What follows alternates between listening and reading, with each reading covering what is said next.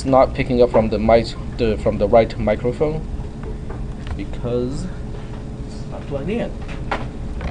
Where it is plugged in? No, it's one of those dead ports that I have. I have one dead USB port. I have two microphones. There's the Gold mic. I want to use the Gold mic for this. So let me go to recording, and I can switch. I think I have to stop the recorder. It doesn't like it when I switch it on the fly. No, it's okay. All right. Okay. So when you go to the homework assignment, it's kind of like they call it a lesson in Moodle. What it is it has one page of instructions, and I'll write down something for you guys to do, and you will follow along. At the end of that page, there'll be a question. When you answer the question, depending on your answer, it will bring you either to the next page with a comment, or it will bring you back to the same page if the answer is not what I'm looking for. People who have taken CI classes from me, already understand the procedure. But basically, it's step by step, guided activity, and I will be including explanations of the concept along the way. So it's not just multiple choice. It has activities inside, and you can follow along. I'm going to dry run what you will need to do, and so if we encounter any questions, you guys can go ahead and ask the questions at this point. All right. I created a folder for just for today. The file that you will be downloading is called base.qcal2. The link is already in Moodle. You don't have to ask me right away where to download the file. This is a hard drive image. And its size is about 1 gigabyte.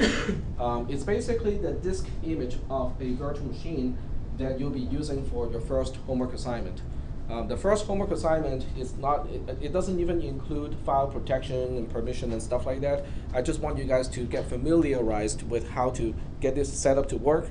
It does have some networking stuff in it, so you do have to kind of focus on the networking. I'll go over that later today in the lecture, and it's all being screen recorded as we speak, as I speak. Any questions at this point? Now you can do this not only with the live ISO that I distribute. You can probably do this with any Debian system, any Ubuntu system, and most live ISOs probably have all the tools that you need in order to do this. But as I continue with all these steps, you might want to kind of write down the commands that I will be using, and make sure that your distribution or your installed Linux has all of these tools installed as well. Any questions at this point? No questions? Okay. So what I'll do is I'm going to go ahead and start to run this virtual machine. I use KVM in this case, -hda base.qcal2. And this is a really simple command. KVM is the name of the virtual machine the emulator is called KVM. -hda says, if I want to run the virtual machine, where am I going to get the hard drive, the first hard drive? And base.qcal2 is the file that will serve as quote-unquote the hard drive to the virtual machine. Are there any questions at this point about this command? No questions? All right. So I'll go ahead and start running. And you can see that there's a little box here. You don't have to do a single thing. And it will ask you about something right now. I know the contrast is not very good. I'm just going to read this part here. Unlock the disk /def/disk by UUID and enter passphrase. When I set up this base system, I already selected encrypted and an encrypted partition. So other than the boot subfolder, everything is encrypted. And this is what you will see also if you have successfully set up a Linux system that has partition encryption, not file-based encryption, but encrypting the entire partition. Do we have any questions at this point? It would be a bad idea to forget the passphrase, because if you forget a passphrase after you encrypt the entire partition, there's no way to retrieve it. There's absolutely no way to retrieve it.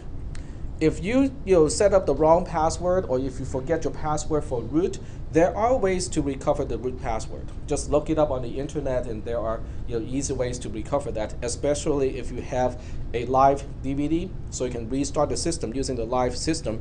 Then you can always go back into the installed system and then reset the password of root that way, which is a big security risk. But when you encrypt the entire hard drive and you lose the passphrase to the entire to the encryption, there's no way to recover it. So from a certain perspective, it means security, but from the other perspective, it also means you better not forget your password. So that's why I picked one that I can remember, because it's a phrase from a movie, Sneakers. Go ahead. Love that movie. So we can't get to that right now because we don't have access to your drive, right? You don't have access to my drive, but you do have, when you do the homework assignment, you have to download that file first. You don't follow along right here? Do not follow along, because the homework assignment has all the instructions. I want you guys to focus on the concepts and ask questions when you have questions about the concepts that we are talking about. So the details are all included in the homework assignment. All the commands are already explained.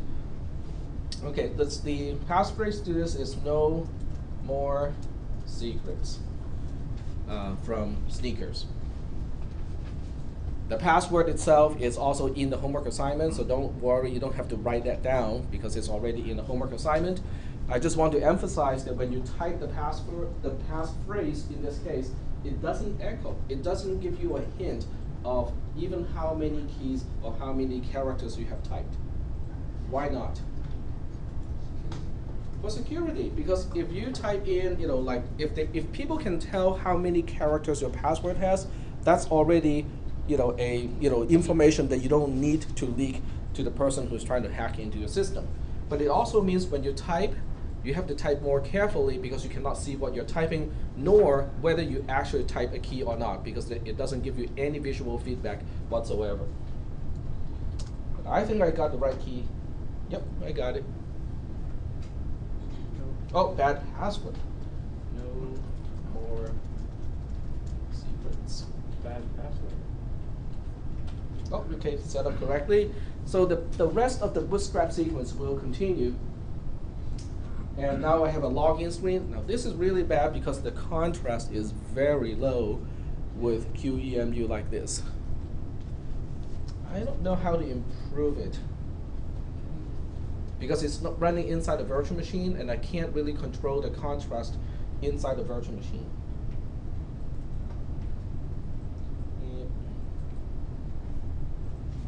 The only thing I can think of is to turn off the lights altogether. Would that be okay? I mean, is anyone writing down anything on paper? Thank you. Okay. Thank you.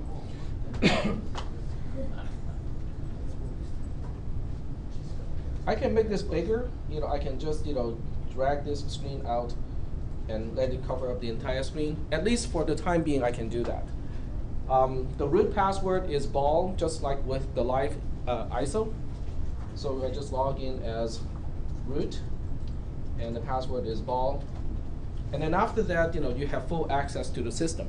Now this virtual machine is not running a live ISO, which means you can actually install files. Okay, you can actually go to aptitude or apt-get and install additional packages, which we will do not for this assignment, but for a later assignment, we'll have to do that. The focus of this assignment is to focus on just the network exposed surfaces. How can we find out what type of surfaces is exposed to the network, and how do we identify that from the outside and also from the inside of the system that you're trying to protect? You probably remember netstat, and this time we'll use TU for TCP, T for TCP, U for UDP, L for listen, because otherwise it does not list the ports that are being listened to, N for show the number of the port and not the name of the port, and P is kind of optional. If you don't want to run the P part here, it's okay, but I think P is going to be useful because I want to identify which program is listening to which port of an interface. So when you type it the first time, it's going to just zip by, and it's hardly slow enough for you to read anything. So what we'll do is we'll redirect the output. Can everybody see the bottom of the screen here, where I have a greater than symbol here? This is all written in the homework assignment. So there's no need to write down everything that I'm typing. It's all in the homework assignment itself. The greater than symbol means redirect the output, and I'll go ahead and capture this to a file called baseline.txt. And so the output is now captured in baseline.txt. I can use an editor or a pager to look at the file. Less is a pager. In other words, you can actually just type less and then the file name in order to read the content of the file. The contrast, as I said, is really low, but I think we can still kind of read what's on the screen here.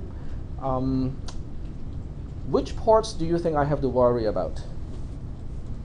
How about the first one? TCP is a TCP port. The local address is 0.0.0.0. What does that mean? We talked about this a few classes ago. All interfaces. Okay, it means all interfaces. So that's a flag already, because all interfaces will also include the network port. Anything that is exposed to the network will also be included in 0000. The port number is 111. You can see it's 111 here. And the program, or the name of the program that is listening to that port, is called RPC bind.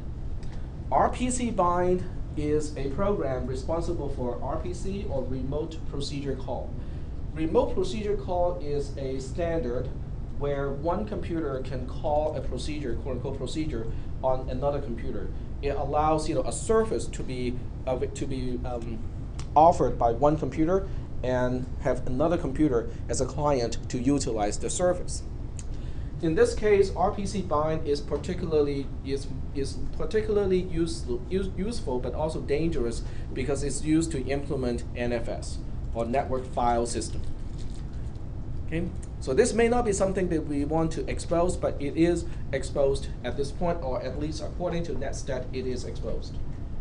Another port down here is port 25, and it is it's being listened by a process called, or the program is called exim4.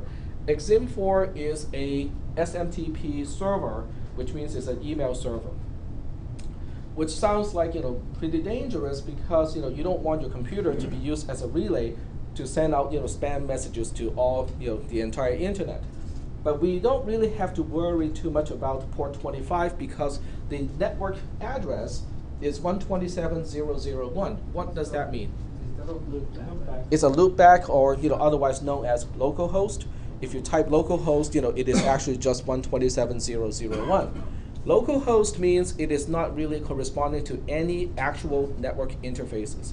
This is only intended for programs running on the same machine, on the same system, to talk to this particular program. So we don't have to worry too much about that. The next one is port 40378. You may see a different number when you run it. And that's because it is a secondary port used by RPC again. But this one is not a fixed number. This is a floating number. The next three entries are corresponding to TCP version 6, or TCP IP version 6, and they have exactly the same port numbers. The way we denote the local address is a little bit different, but you can see they have almost the same, except for the port number. For rcp.statd, it's a different port number. But this is a high number, which means it is not one of the port numbers that has predefined functions. Are we doing okay so far with interpreting the output of NetStat? Now this is being run on the machine that I'm trying to protect from the inside. The rest of this output, okay, if you want to scroll in less, you just use the cursor key, cursor up, cursor down, in order to scroll the screen. So I'm going to scroll to this part here. The rest, these are all UDP or UDP6, or what does the U stand for? UDP. User Datagram Protocol. What is the main difference between TCP and UDP? UDP is It's connectionless. Right, it's connectionless. And then TCP is connection, is connection based. So that's the main difference. And that's why you don't see the word listen next to these items, because when it is connectionless, there's no such thing as listening to a port. Okay, datagrams come in, and these programs will interpret the datagram and try to see if there's anything to do. But it still means that you have exposure, because you can see that, in fact, this time we have even more exposure. Because when you look this up, we will see that this huge port number is being listened, or a program is responding to that is rpc.statd, which once again is the remote procedure call protocol, and it is used to implement network file systems. So this is something that we have to watch out for. The next one is port 68. It is listened by DH client. Can anyone guess what DH client is implementing? DHCP, Dynamic Host Configuration Protocol. If your system does use DHCP, I suggest that you do not block that port, because if you block it, then the DHCP server will not be able to talk to the client, and then you can end up with a situation where your IP address can be assigned to 2 different machines at the same time, because there's no coordination anymore between this machine and the DHCP server. So this one is okay. The next one is, once again, RPC bind, and this is also a lower port number. What is considered a low number? Anything under 3,000? Nope, not 3,000.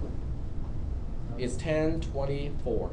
Oh, 1024? Okay, anything that's less than or equal to 1024 is considered a low number, and those ports have specific meanings.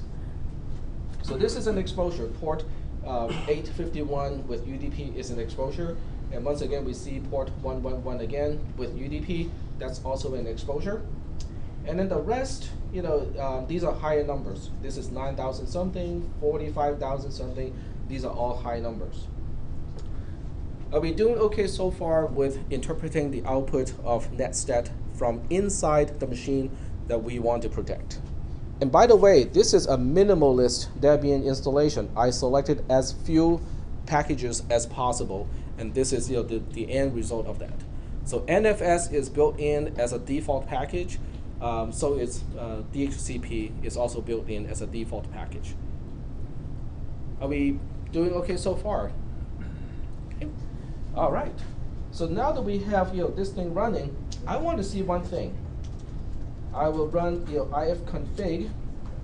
Ifconfig as a command line program is going to list all the network interfaces, both internal and also the ones that are exposed to the external network, and identify major configuration options with those interfaces. We have seen the loopback device already. LO is the loopback device. It has an internet address, INET address. This is version 4 of 127.0.0.1, which is what we saw earlier. It has a network mask of 255.255.0.0.0, and it is identified as a loopback. So this is the one that we don't have to worry too much about, because it is not exposed to the network on the outside. ETH0 is corresponding to, quote unquote, the Ethernet network card in the virtual machine. Different types of cards have different prefixes. So ETH is always corresponding to Ethernet devices. If you see WLAN, it is wireless networking, and there are a few other ones too. But in this case, it's considered a Ethernet device. It says right here the encapsulation is Ethernet. This is the hardware address, otherwise known as the MAC address. And this is the internet address. It's 10.0.2.15. All right. I want to see if my host operating system can see my virtual machine. Okay, because I want to launch an attack from the host operating system running Linux, on my laptop computer right now, and see if I can emulate, a would-be attacker to scan all the ports and see which one is open. So this is the first thing I want to do. So what I'll do is I'm going to switch from the virtual machine back to my host system. Are those terms okay? Does everybody understand what I mean by the host environment versus the virtual machine, which is also known as the guest environment. Are those terms okay? Kind of? Yeah. Okay, in this case, the host system is the physical machine. The guest system or the virtual machine is the emulated machine. So in the host system, I'm going to open up a command line interface. I think I have a few already open. So I'm going to use this one as an example. And I'll do the same thing. I would su change to the root user and run the same command, which is ifconfig. I think we have a problem here, because this is the host environment. The host environment has a loopback device. All loopback devices should have an internet address of 127.0.0.1. And I believe that's an industry standard. It has to be this particular IP address. So that part is not an issue. The issue is the internet connection through my Ethernet connection. Sorry? The IP address for the host is different. They're completely different. The network address do not match. Okay? Now, what is a network address versus this internet address? INET internet address. The internet address has two components. One part is called the network address, and the other part is called the host address within the network. And in this case, they do not match at all. If you look up this mask here, now this is not a networking class, so I cannot go into a whole lot of details here. This basically tells me that the first 3 octets plus the first bit of the last octet are a part of the network address. And you can see that the network address here is 165.196.100. Okay? Let's switch back to the virtual machine and see what is the network address of the virtual machine. The virtual machine has an internet address of 10.0.2, and the mask or the network mask is 255.255.255. So the network address in this case is 10.0.2. They do not match. Now, just because they do not match, doesn't mean they cannot see each other, because if you have routers in between, they will still be visible to each other. Sorry? We use the secure shell. Sorry? We use the secure shell between them. We can access through the secure shell. It is not accessible in any way right now. Okay, I can show you, how it is not accessible. First, I will ping myself inside the virtual machine. So I'm going to ping 127.0.0.1, and it works. In other words, the operating system does not have ping disabled. Do you guys still remember how to disable ping or to respond to ping? You have to write, a 1 to a particular quote-unquote file inside /proc /something. Okay, and that is not disabled right now. I can also do a ping on the internet, quote-unquote internet address, which is 10.0.2.15, and that's also responding. So I know ping is not disabled by any means. But when I switch back to the host operating system and say ping 10.0.2.15, there's nothing. There's absolutely nothing here. That's because when you run a virtual machine, there are multiple ways for the guest environment, the virtual machine, to go through the host environment, which is your physical box, in order to go out to the internet. And the default way, remember how I started the command? I can show you how I started the command, because that is still on screen right here. See this command here. When I started off the virtual machine, I did not tell it how to arrange the networking or how to relate the networking of the virtual machine to the networking of the host environment. And by default, it uses what we call the user mode. And the user mode is a special mode, which means the network interface of the virtual machine is actually not exposed to the host environment. And therefore, we have no access, through networking from the host environment to the guest environment, and vice versa too. Now, why do you think that is the default mode of networking? Is it secure, or is it more secure or less secure this way compared to exposing the actual networking of the guest and the host side to to each other? Yes, it's more secure. This is more secure because the host cannot launch an attack on the guest operating system, and vice versa. The guest has no idea of how to launch an attack on the host either. So this is more secure, but I cannot run my experiments like this. So guess what we have to do? Shut down the virtual machine, and then we have to use a different command to start the virtual machine in order for that to work, in order for the two systems to have exposure to each other.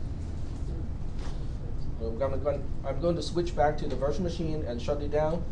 To shut down, a Linux box, what you do is you change to root user. I'm already root user because it says here root at base, so I know I'm root already. And power off is the command to shut down a machine properly. So I go ahead and power down. And then we have to go through a long discussion of how to set up the networking in order for everything to be exposed, just like with two actual machines. Okay? Are there any questions at this point? Does everybody understand the limitation that we have right now that prevents me from launching, quote unquote, an attack from the host to the guest system? Is that okay? All right. So next, what we want to do is to talk about a virtual switch, just like a regular network switch, but this one is completely virtual. In other words, there's no such switch, except I can actually connect to one if I set it up correctly. The first step to do that is on the host side. I need to change to root because the following command can only run when you are root. The command is called tunctl, or tunnel control, and -u to specify which user can have access to this particular virtual network interface. So we are talking about virtual networking here, and that's because we need to use a virtual interface to talk to a virtual switch, so we can use the virtual switch to connect to a virtual machine. Everything is virtual. Isn't that something extra? I mean, you guys signed up for a Linux security class, and we are talking about virtual machines, virtual switch, virtual networking.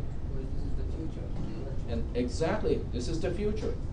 This is what the cloud, well, I wouldn't say this is what the cloud is all about, but I would say the cloud has a lot to do with virtual machines and virtual networking within those machines. A lot of companies are running virtual servers already as it is. Absolutely. Okay, VMware is big. It is hiring a lot of people. The company is growing really fast because of the cloud. I'm using mostly VirtualBox, same concept. Now, there's one difference between VirtualBox and KVM. They have the same code base, by the way. VirtualBox is also based on QEMU. Okay. So that's why I don't need QEMU on my VirtualBox, right?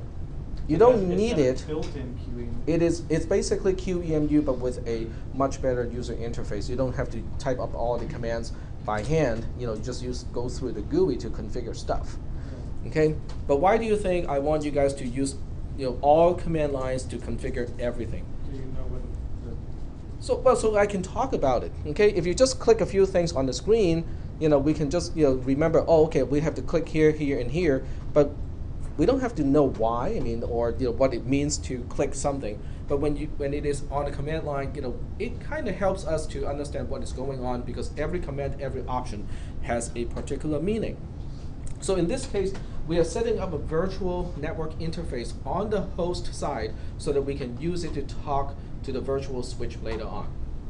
A virtual switch, remember, is just like a regular network switch that you buy from Fry's, except it has no power adapter, right? Because it doesn't use any power.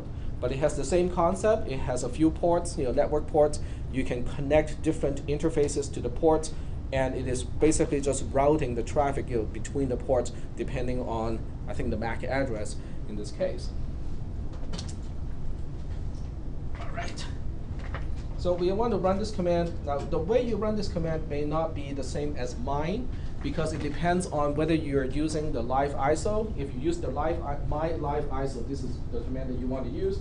If you have set up or installed Linux on a particular computer and you are already using a particular username to log in to do your homework, you want to change the username user to whatever your actual username is. Okay, so you have to switch, after the -u, the lowercase u, you want to change user to whatever actual username that you are using. If you use the live ISO, the way that I'm doing it right now, you can just copy the command and it will work. The -u user is basically just saying who is allowed to use tab 0 in this case. Tab 0, like ETH0, is a network interface, except this one is virtual. Now I can run ifconfig on the host side at this point, and you can see that, hey, it's not even showing up here. Okay, because it's not time to show it, because it has not been brought up yet. If you say ifconfig tab 0, then it will mention something about it, but you can see that it doesn't have an internet address. It has not been configured at all. So it is just showing you the hardware address or the MAC address and saying that it's not active. It's there, but we are not using it at all. Sorry? If we run the machine, it's gonna show up, right? When you configure it, it will show up in a later stage. Okay. Okay. So now we have gone through the first step, which is to configure a virtual network port in the host environment. The next thing we want to do is to install the network switch itself. The network switch is implemented by VDE. VDE stands for Virtual Distributed Ethernet. Okay. And the command that you want to use is VDE switch. And you have to supply a few options after this. One option you want to supply in this case is to specify how is your host operating system connecting to the virtual switch, and that's what the --tab is specifying. In this case, what do you think we should be using? And by the way, I made one mistake. I should not be doing this as root. So I'm going to log out as root, go back to my regular user account, and then use a command like that. So VDE _ switch --tab 0. What this option is saying is, oh, by the way, use the virtual network interface tab 0 and connect that to one of the ports of the virtual switch. That's what this option is specifying. Are we doing okay so far with that? Because I want to equate what I'm doing here on the command line with actual things you can do with an actual switch. This is just plugging in the port on the host in the host environment to one of the ports of the virtual switch. The next one I think is --daemon. I can be wrong here. Let me double check that. Man VDE switch DAEMON. That is, it's a single dash. I was wrong. Okay, so it's --daemon. And what this does is to tell VDE switch, don't try to interact with the end user, and run it as in the background instead.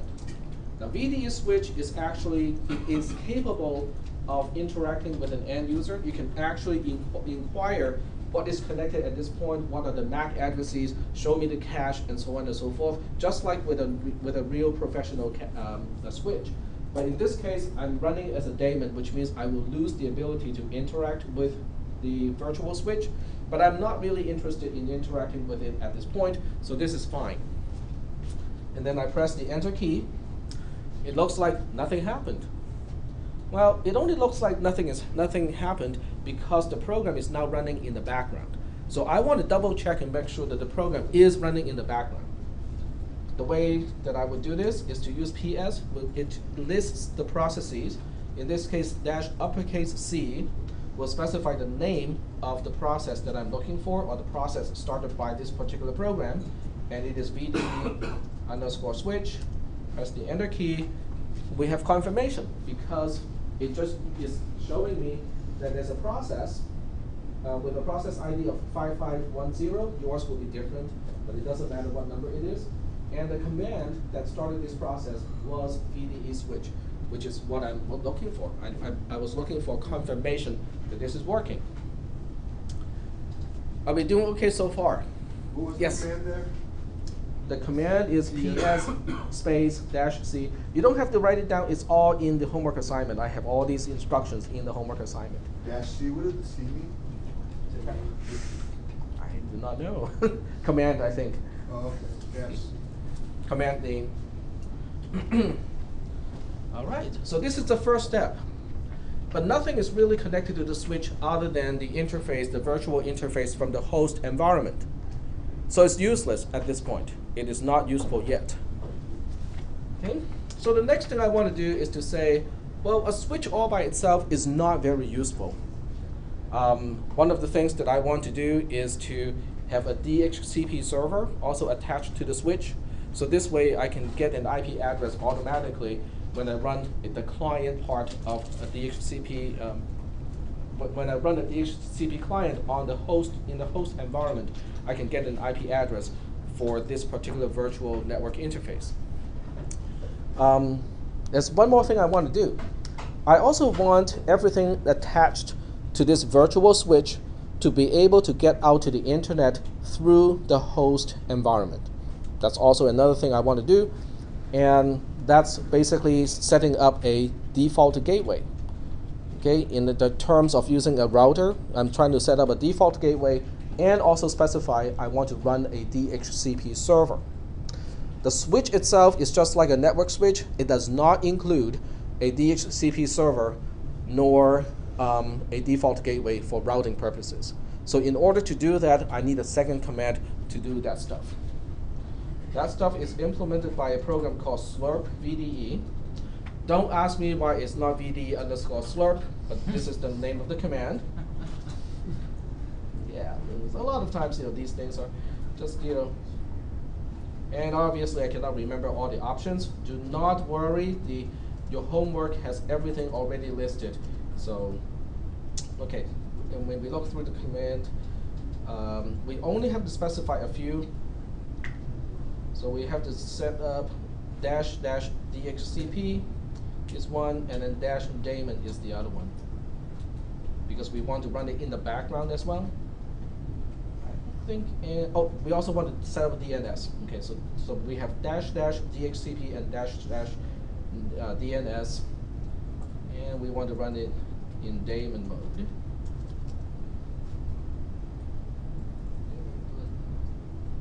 And --dash instead of a single dash.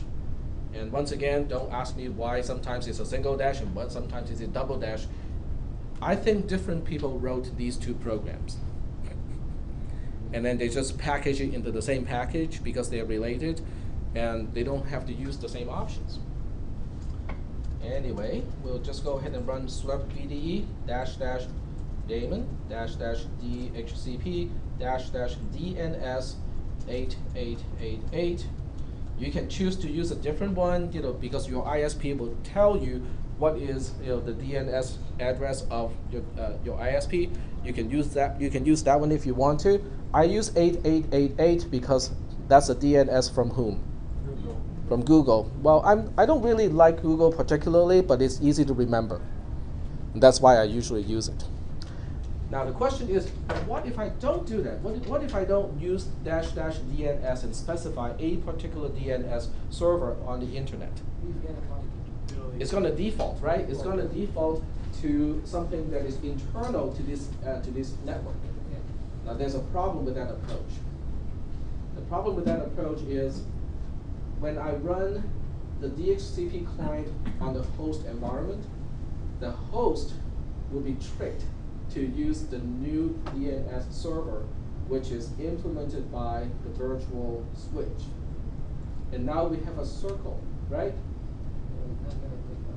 And it's not going to take you anywhere. And that's why I have to specify this one, which is an outside address. Okay? So now I press the Enter key. Looks like nothing happened. Once again, I can use PS-C to make sure that slurp VDE is also running, and it is. Perfect. Great. Before I even start my virtual machine, I want to double check that everything is up and running. I want to make sure that one, my virtual network interface is properly attached to the virtual switch. I want to also make sure that my default gateway is working. I also want to make sure that, what is the last thing? I also want to make sure my DHCP server is also running. So I want to make sure these three things are properly configured before I continue any further.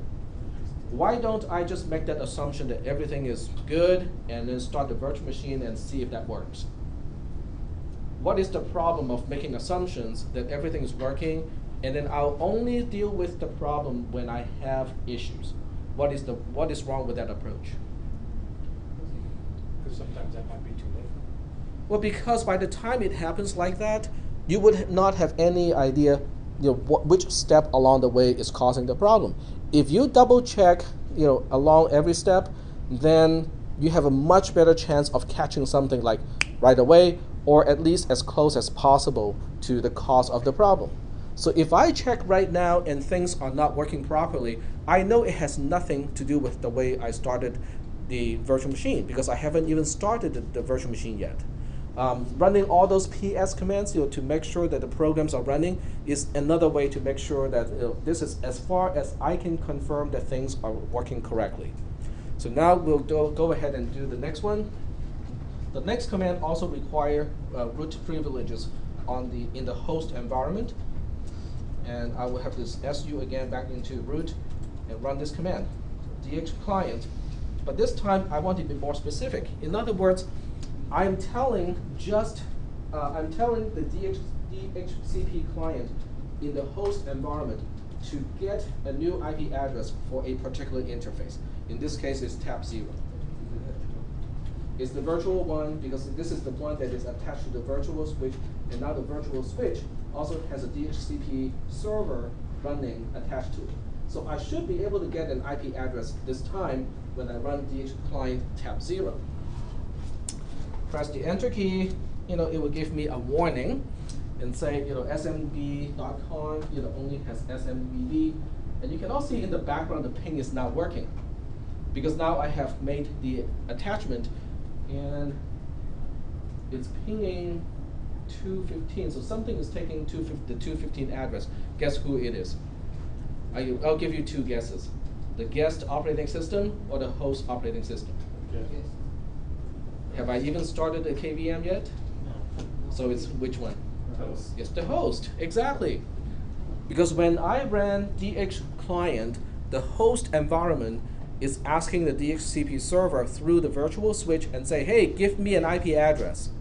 And guess which IP address the DHCP server gave to the host environment in this case? 15, okay, 10.0.2.15, okay? And that's why ping works, because it is actually pinging the same machine. I don't believe that. Let's double check. Run ifconfig, and you can see that tab 0 is identified as an Ethernet device, okay? And it has an internet address of 10.0.2.15. This is good. This is confirmation that things are working the way it's supposed to, at least up to this point. What is missing at this point? Our virtual machine. We have the infrastructure all set up except to run the virtual machine. So it's time to run the virtual machine, and unless I really need root privileges, I prefer to do everything as regular user. So we'll go ahead and run KVM again, and we'll run it with -HDA just like last time, base.qcow2.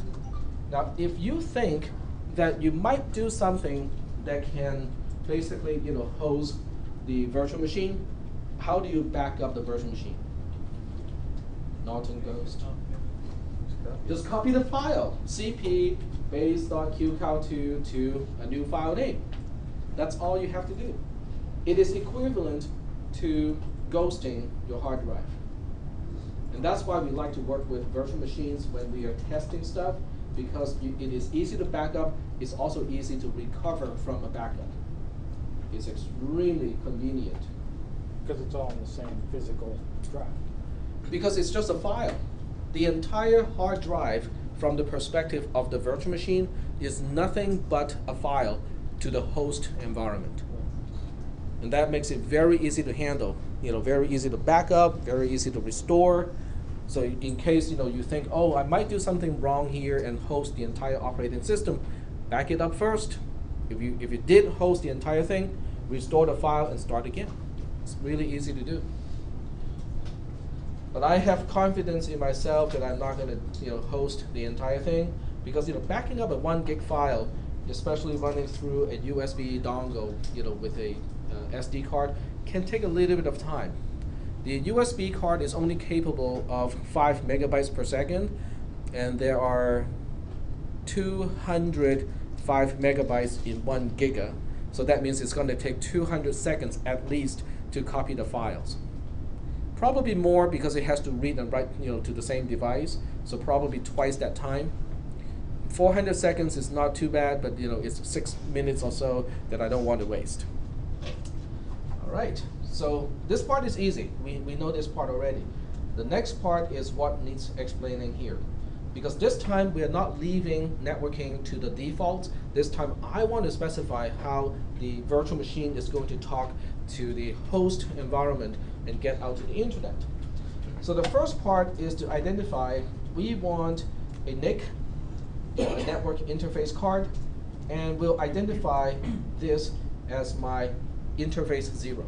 In this case, VLAN does not represent wireless. Oh, that's WL. This is virtual LAN. Okay? It's just an identifier so that in case we want to have multiple NICs on the virtual machine, we can identify which one is which one. Are we doing okay so far? You can name the other ones VLAN 1, VLAN 2. VLAN equals 1, VLAN equals 2, and so on. But in this case, I only need 1, so I just need the 1 to be 0. The next one is also -net. Anything you want to configure, anything that you want to specify with networking, you have to start it with -net. But this time we use VDE and VLAN equals 0. So what this means is the first one, -net NIC / VLAN 0, simply means I want to create a network interface card in the virtual machine, and I'll identify this one as number 0. That's what it means. The second one, -net VDE VLAN equals 0, means I want to configure this NIC network interface card to talk to, quote unquote, the network through VDE. Now, when you talk through VDE, there are other things that you also have to specify. And you have to specify, now this one, we haven't really talked about, is the socket. And this one, you just have to type it the way it is, because that's the default. Okay, VDE.ctl in the /temp folder. Because when VDE runs, it creates a subfolder under /temp. If this is the default location and the default name. And this is how you can have multiple virtual machines attached to the same virtual switch.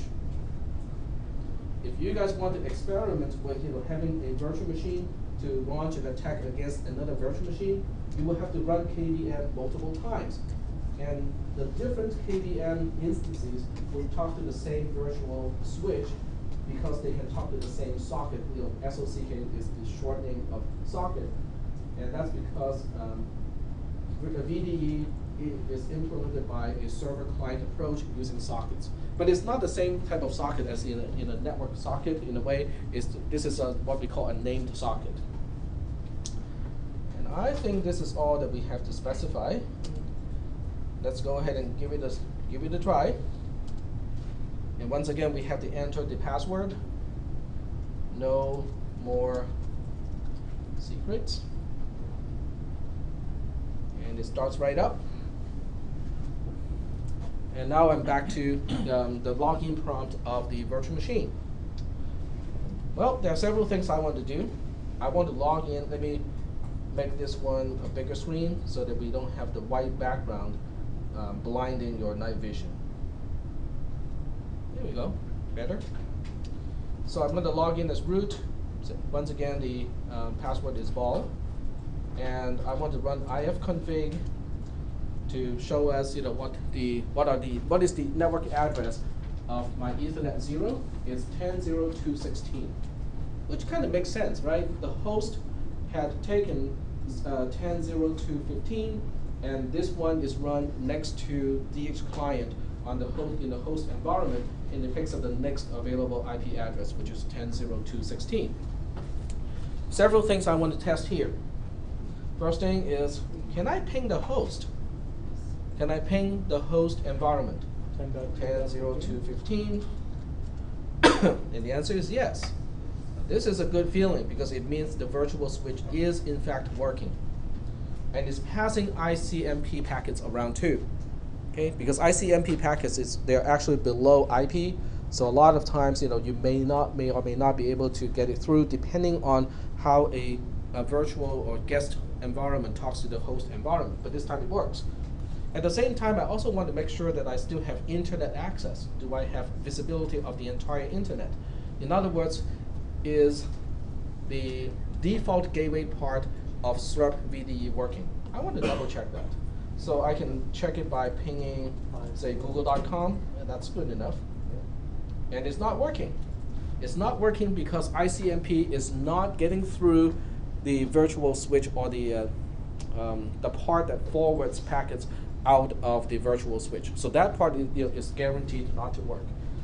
But I still have other ways to check. I can use dig, and it's working.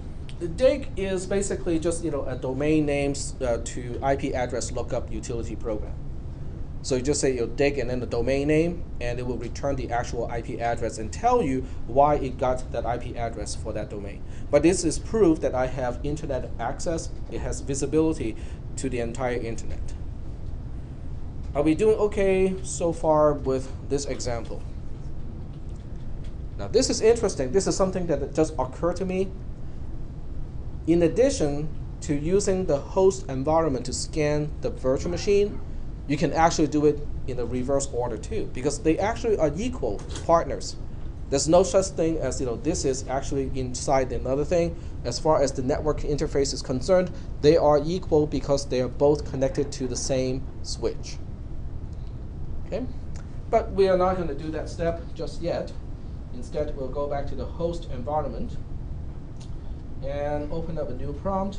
If none is available right now, I will open a new tab and change to root user.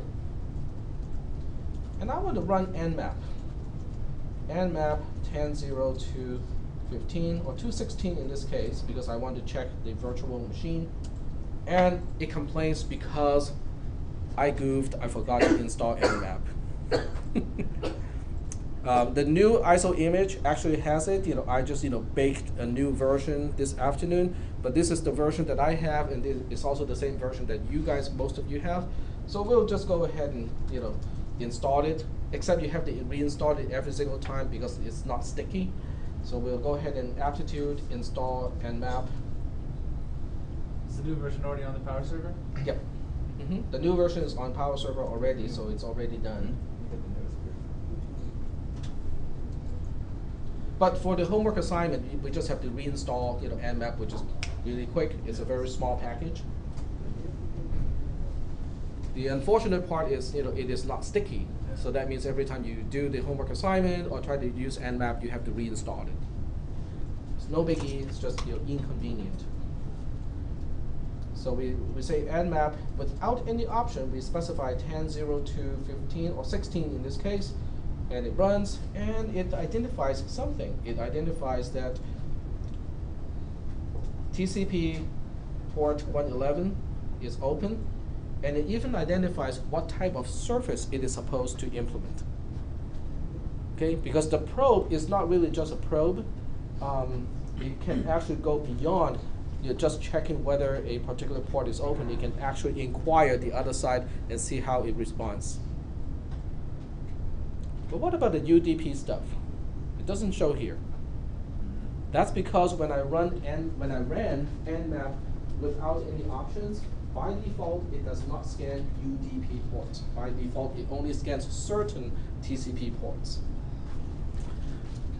If you want to scan UDP ports, you have to look up the man page of nmap, and I would just use /UDP to search through the man page. As you can see that it's the scan technique. You have to specify -su, lowercase s, uppercase u, to specify you want to also scan for UDP ports.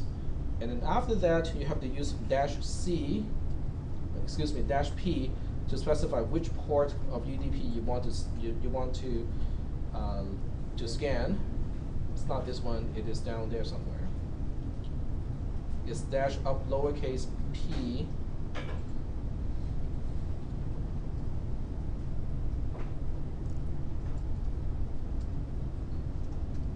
And then followed by a U, and then a colon, and then a list of ports that you want to scan in UDP mode.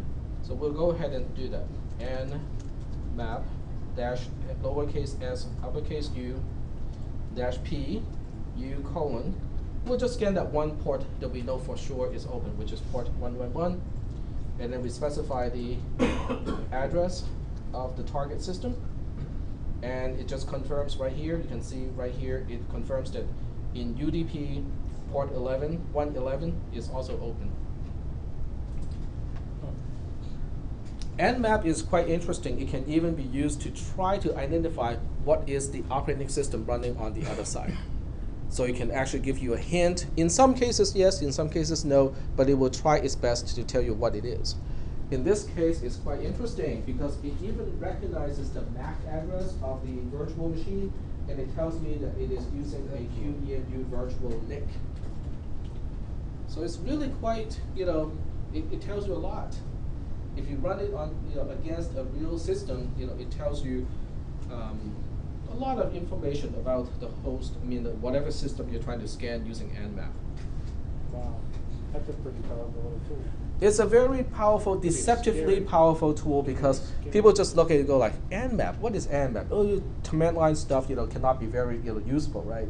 Wrong. It's actually a very powerful tool. Everything you do, whether you know it or not, is being done with command line anyway. Like GUI, all it does is enter the command line that icon is programmed to initiate anyway. Well, let's see, whether we want to look at the OS. To enable OS and version detection is -uppercase A.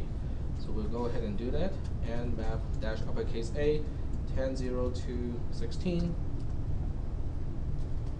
This might take longer because it is looking through all the ports that may have signature responses from a particular operating system. So it does take longer. Don't do this on an actual network on another computer, okay? Because your network administrator can see it. All the port scans can be logged and identified. Then you have to explain to your network administrator why you're doing that. Unless you are the network administrator. Unless you are the network administrator. Unless it is your network, exactly. So in this case, it tried to identify the operating system, but there's nothing that is particularly helpful to determine the actual operating system because only one port is available for scanning, and it could not determine the operating system using that one port. Can you use it to identify the type of firewall we use if it's a stealth mode firewall? Yes, you can. If you look up the man page of Nmap and look up firewall, you will see different modes of operation, and some of these modes are designed to work around a firewall. Which also means famous firewall manufacturers probably has counter schemes to make sure that they can detect Nmap running in this mode. It is open source after all. Are there any questions about Nmap? And that's really the end of the homework assignment. It's really just this much for the first homework assignment. Is to get you guys to get used to the tools, to get used to the concepts of using a virtual switch attached to a virtual machine and a virtual network interface on the host side. But this really gives us a really flexible infrastructure because from this point on, we can do all sorts of other things. When you want to test the system. Are there any questions at this point about the concepts? No concept questions? Can you brief summarize the whole concept? Say again? Can you summarize the whole concept, what you did? Just short. Can I Summarize. Summarize. summarize the whole thing? Yeah, just quick, Since the first thing you did is create the virtual internet, Mm-hmm. and then you create a script. We can do that. Let me, I'm going to stop using the computer here, and I will continue the recording. Could you turn on the lights? You guys might want to turn off, shut your eyes first, because it's going to be a little painful. Ow! Thank you. All right, because I'm going to use the whiteboard, so I can show you, what it looks like.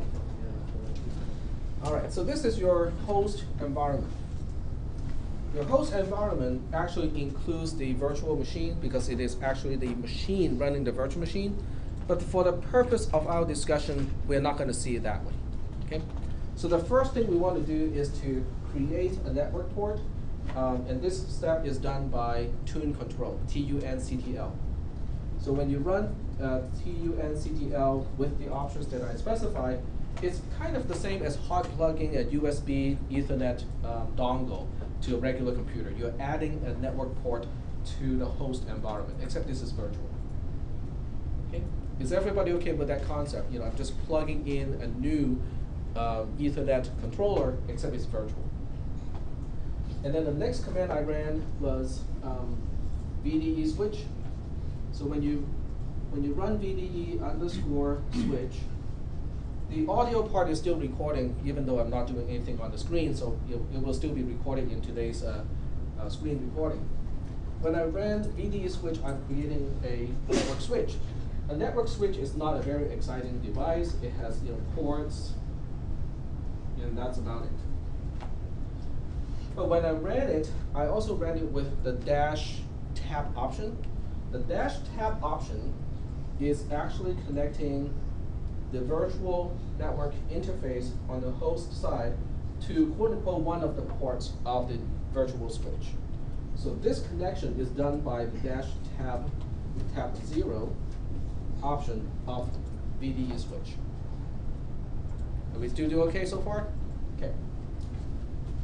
But this is just a switch, it's not going anywhere. It's not very useful. So that's why we have to run a swap VDE. When we ran swap VDE, it is creating yet another device. This device has 2 ports.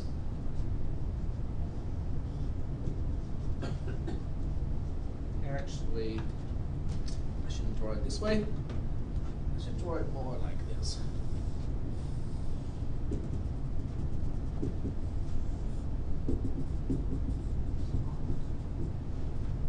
Okay, because what it's doing is it's serving 2 purposes. When we ran swap VDE, we specified --DHCP, which means this device has a DHCP server running inside it. So that you can actually say, hey, I want to get an IP address, and it will respond and tell you what your IP address is supposed to be, and also configuring your name server and all the other good stuff. But the other thing is to act as a default gateway. So everything that attached to the virtual switch can go through this, and this in return goes through your host environment and use your host environment to get out to the internet. But this link here is quote unquote invisible because it's all hidden inside the implementation of swap VDE. Are we doing okay so far with this? And then the last step that we did was to run the virtual machine. So we have a virtual machine here that I call base because it's a base configuration. When we ran the command, vkvm blah blah blah blah, we are doing a few things. The first -net is creating a network interface. So the creation of a network interface is -net nic VLAN equals 0. It's just creating a NIC in the virtual machine. But that's not going to be very helpful unless I hook it up to something. Oops, wrong port here. This connection is specified by the second -net. When I use -net VDE, blah blah blah, that's making a connection from the virtual machine's network interface to one of the ports of the virtual switch that we created earlier. And that basically completes the whole picture. Is that the summary that you're looking for? Easier to understand. You guys can use a webcam, or not a webcam, but a cell phone to capture Everybody's this.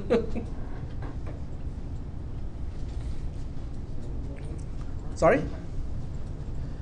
But is that okay? I mean, I know it's not Linux security, but it helps us to create an environment where we can deal with security related stuff without our network administrator coming over and go like, what are you guys doing? Yep.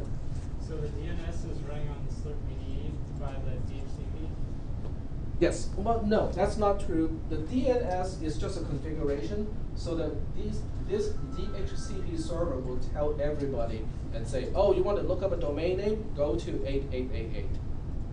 But it does have an internal DNS server. If you do not specify --DNS 8888, then it has its own internal DNS server that is really just a slave to the external DNS server. But if you don't do this, then the host, when we remember the other command that we ran, it is dh client tab 0. We ran it on the host side. When we ran this command, the host is going through this virtual interface to the switch, to the DHCP server, and say, hey, tell me how I should connect to the network. So if you don't switch the DNS server to 8888, then it will try to use an internal one. Now we have a problem because it's a loop. Because now you have a DNS server here. So any program running on the host side, let's say you're trying to look up Google. So Google doesn't know any better. Google, it will. Okay, so when you look up google.com, you try to look it up. The DNS server setting will now be updated to use the internal DNS server over here. So the traffic will go from here, go through this, go through this, go through this to here to ask this guy, hey, where's google.com? This guy will say, I don't know, I'm going to ask somebody. Going back to here, and then your host environment says, oh, you want to look up something? I know exactly who to ask. Guess who? And you can see how this becomes an infinite loop and nothing gets done. So that's why we have to tell the slurp VDE to not use the internal DNS server and tell everybody, including the host environment, to refer to 8888 as the DNS server, because that's outside of this entire setup and it does not create a loop situation. Okay, that's a good question. Anything else? Any other questions about this picture? On the Homer, Mhm. when we're doing this at home, Yeah. when we set up the DNS, are we going to be using any specific advancements or these as a default? You can use any if that you want to use. If your ISP gives you specific DNS addresses, you can use that in place of 8888. Okay. But 8888 will work because it is a Google implemented DNS server, and that's what I use at home. Even though Stuart West has their own DNS server, I still use 8888. Yep. The switch, is that running on the host environment, or is it It's inside of the drawn as virtual if it is machine? outside, but everything on in this picture are a part of that box. My laptop computer in this case. But in terms of where it is actually this is a program a process in the host environment. This is a process in the host environment. This is a process in the host environment. But if I put all these components inside here, it just gets more confusing.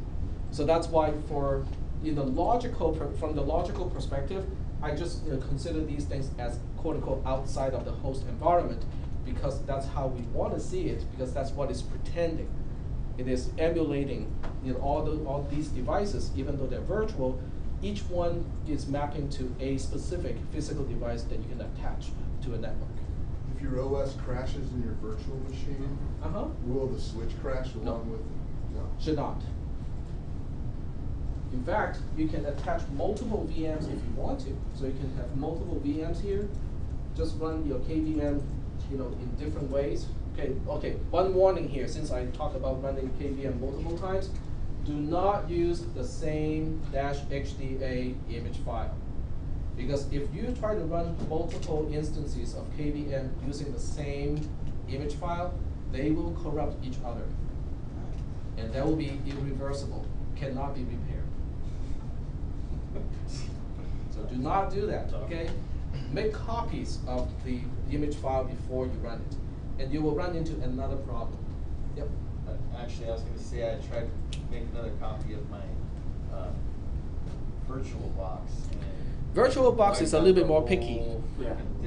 VirtualBox is extremely picky when it comes to image files because it will register each image file its UUID, and it will not allow you to have two virtual machines running a virtual disk with the same UUID. KVM doesn't care. I even tried to move it from one directory to another and it cracked out. And then I found out it's like a VirtualBox thing.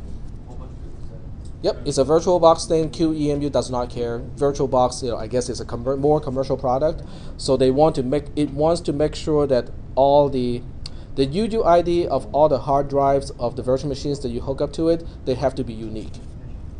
So just get a second, another ISO file for each. No, just create another image file and then do a block copy to the other one, then you're done. Or download a second. Yeah. You change the name of it? No, you cannot download another one because it will still report to have the same UUID. Oh. Yep. You change the name when you copy the Nope, files? that wouldn't help. So if we want more than 2 or 3, so what do we do? Sorry? If we want more than two images, so what do we do? You want, Two more virtual machines? if you want to run two virtual machines, in KVM it's easy. You just make sure you're not running any KVM or any QEMU at the time. You copy the file to a new file name, and then you can start your second KVM using the other file. It's just cloning it. Because KVM doesn't care, it doesn't keep track of which UUID has been used. So it's okay to use the same UUID on multiple KVMs, but you have to make sure that they're not the same file because now the tool doesn't check it for you. So you have to make sure that that's the case. But you will run into another problem. Okay, let me show you what problem you run into. I'm just starting this again, but not in the virtual machine. I will talk about this part here. Just this part.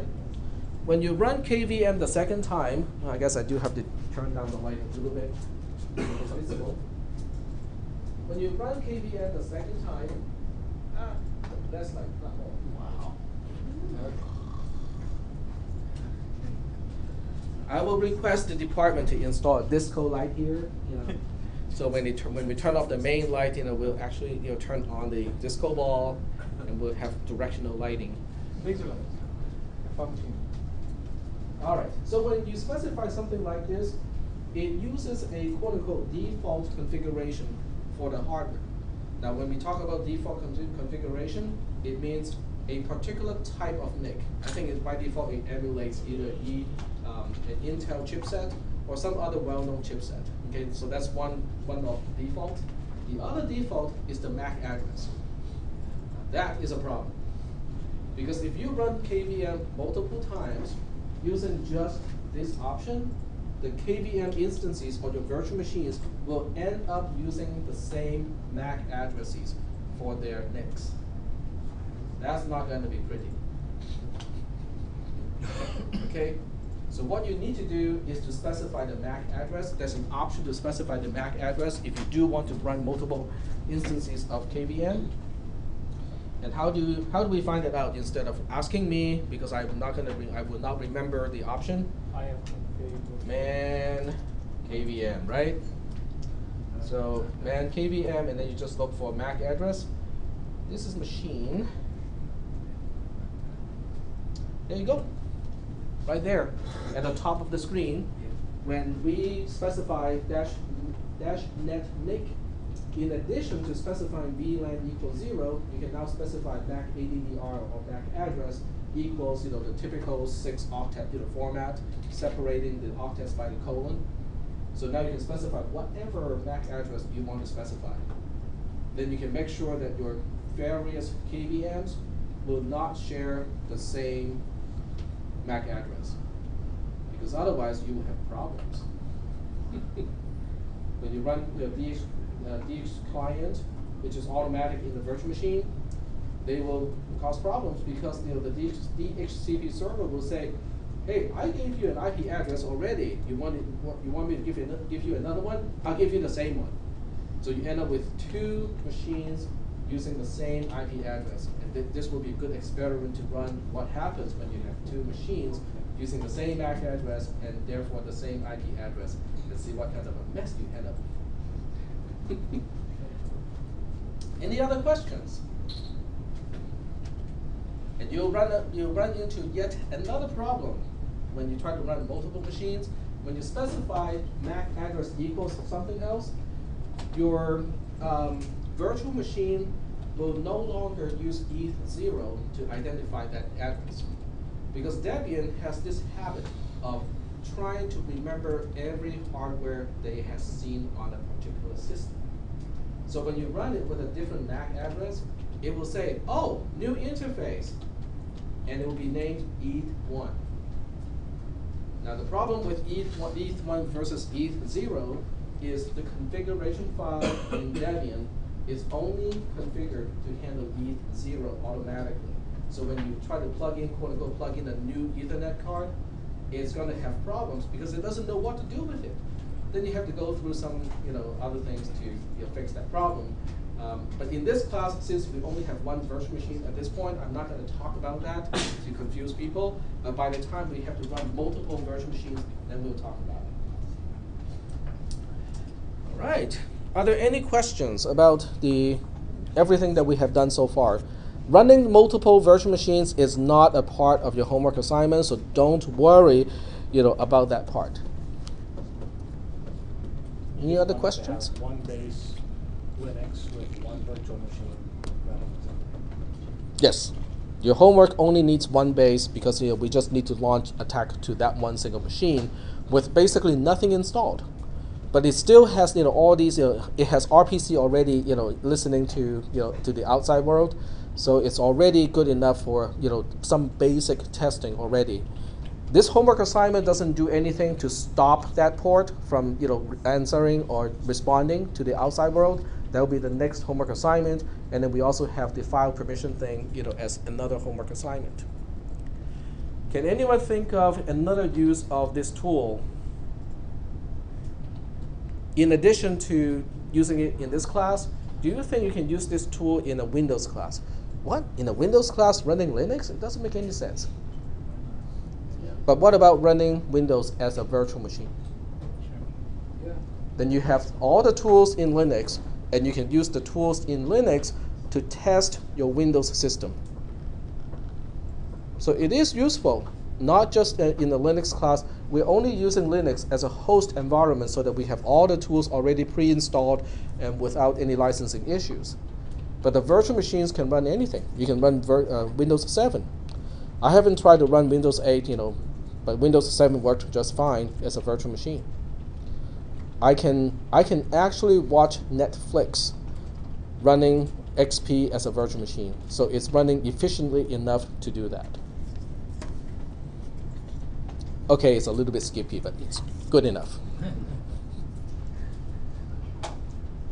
Okay, I'm going to turn the lights back on, and I will direct you to the homework assignment.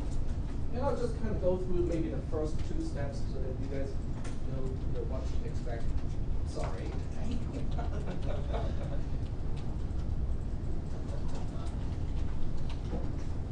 Well, it's all because KVM or actually the Linux console uses a lower contrast color. Otherwise I wouldn't have to turn off all the lights. All right. So now to get started with your homework assignment, what you need to do Okay, I'm gonna turn off the virtual machine using power off. You have earned 0 points out of 0 points. Gee, thanks. So what you do is go to Moodle, and then you log in. When you get to ciss342, you will see, okay, scroll down a little bit. In topic 4, you will see first assignment. When you click first, okay, let me log in as a student first so that I can see, you will see exactly what you should be seeing. So I'm going to go to settings, switch row to student. Okay, so this will resemble what you should be seeing too. Scroll down to topic 4. You will see first assignment. You click the first assignment, and it looks like this. Yep. Yep. So you have choices here. You know, you want to identify how big the file is, and I'll just go ahead and select the wrong answer here so that you can see what happens when you select the wrong answer. You click submit, and it gives you the feedback. Unfortunately, you cannot earn this 1 point because your response was not correct. Would you like to keep guessing just for the sheer joy of learning, but for no point credit? And it's not supposed to do it this way. It's supposed to bring you back to the screen. If you say yes, I'd like to try again, it will bring back to the screen. And then this time I'll pick the right answer. Oh, it changes the order of the answers. Yep. And then it will confirm, correct, time to move on. This is actually my writing, this part here. So sometimes, the confirmation is just, okay, let's move on. And other times, there will be some explanations, when you select the right answer to explain the output that you're seeing. So this is not really just an exercise where you just, I'll just copy and paste all the commands and go through it, answer all the questions. It actually includes some discussions, some concept stuff. It's basically self-paced learning, in this case. But all the steps in this particular homework assignment are exactly the same thing that I have gone through in today's lesson. So if you watch the screen recording again, you will probably recognize, okay, this is this step in the homework assignment, that is that step in the homework assignment. Focus on the concepts, okay? Focus on the concepts and not the details. Any questions? Yes? It says downloaded into the home directory. Is that the home directory in the persistent drive? Correct. The home directory after you log in, after you start up in Linux. What if you aren't using a persistence drive? If you're not using a persistent drive, you still have some sort of way to store your files, right? Like Ubuntu would just be home.ubuntu. Yeah, but you need to make sure that it is persistent because if you don't have a persistence drive or a persistence setup, you will still have a home directory except it maps to a RAM disk, which means you can save it, you can still do everything that we do here, but when you turn off or reset your machine, it's all gone. Yep. So you got to make sure that your file is properly saved because the homeworks are kind of additive. So sometimes this homework depends on the previous one, so you do have to make sure that you saved your work, so to speak. Create a persistence drive just for that. Okay. Very good. Any other questions? Yes.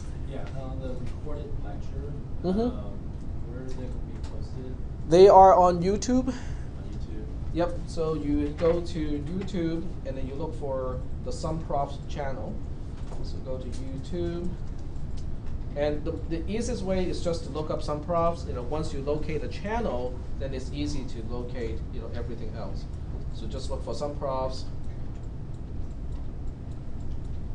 And then go to the channel. Oh, I guess not. That's not the way. Okay. Click Some Profs. And then it will list all the files that I have uploaded. Well, between me and Bob Irvine, it has all the files. And it's sorted in a reverse order. The most recent files are listed first. So I think this is the quickest and easiest way to locate the files. I would just kind of bookmark this link here to my channel. And every time you want to look up something, just bring up this page, you already know it is chronologically ordered in a backward way, sorted in the backward way, and that makes it easy to locate a particular day. The files are all named with the date and also the course code. So if you know this, if this is CISS 342, you can just search like that. Mm-hmm. Any other questions? Is there a link to this from the? No, but I just showed you how to find this stuff here. I can just create a link here, but this is pretty basic stuff. So return to my normal role. Turn the editing on and add a URL.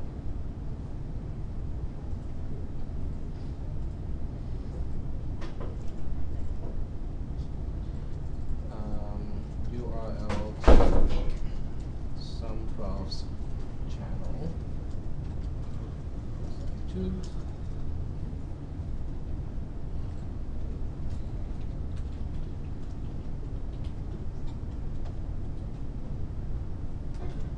Ah. Instead I do that. Yeah. Fortunately, the clipboard can only remember one thing at a time. There we go. And click save and return to course. So now we have a link on some profs that brings you straight into YouTube with my channel. Let's test it. I don't trust myself. Yay, it worked. Any other questions? You can also take CISP 300, CISC 310, CISP 300, CISP 370 using this technique because I have recordings over the past at least 2 years or so. There are 800 or so video recordings on YouTube. Google has never complained at all. It just kept prompting me, monetize, monetize, monetize. Do you guys know what I mean? Yeah. Yeah? No. Okay, it wants me to place ads, next to my videos, so that, well, Google has this ability to do automated captioning, which means, it can actually listen to what I'm saying right now and interpret what I'm saying.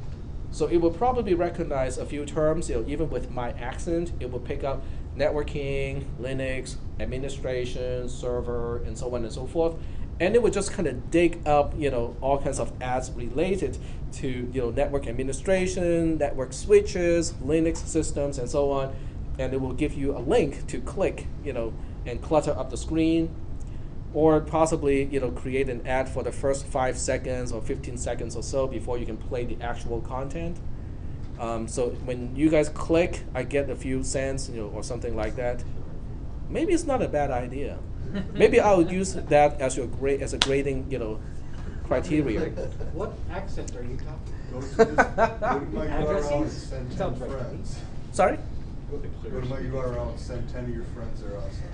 That's the assignment. Just keep clicking it. Click, click, click, click, click. Click 1,000 times. I think Google has gotten pretty smart. They actually analyze, the pattern of clicking. So when it comes from the same IP address, it knows, something is kind of fishy here. All right. Any questions before we get started with the homework assignments? So I'm going to turn you guys loose at this point. If you guys have questions, I can answer those questions. If you want to do this at home, hey, be my guest. You can eat your dinner and do your homework assignment at the same time. Just on what you were saying, could you set up a utility or a program Yeah, I don't to know change your IP address every time you were to click on it? That's my first thing that I do. To change your IP address?